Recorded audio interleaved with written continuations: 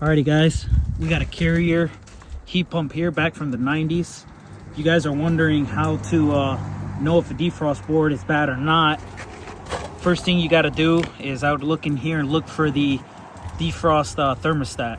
So obviously if we follow the two pink wires coming down here, follow it back over here, and voila, DFT, you see it right there, DFT and R. You got to make sure that it's closed right now.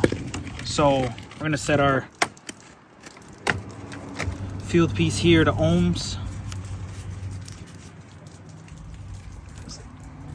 And we're gonna put one here and the other one here. You guys see that? 0.1 reading. So it's closed and it's good.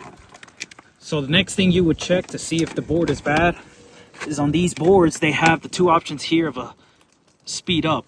They got the two cross pins here. So if you short them out with the screwdriver, or in this case, I got a pair of pliers, you touch them together and it's supposed to force it out into a defrost. So if it doesn't, you got a bad board, all right? So got to look up the board through the model number. But yeah, if you check the sensors, make sure they're good. I'd check the test pins there, see if you got a bad board. In this case, it was a bad board. We shorted it out. The thermostat was reading fine, the defrost thermostat. We shorted it out here and nothing was happening. So we got a bad board.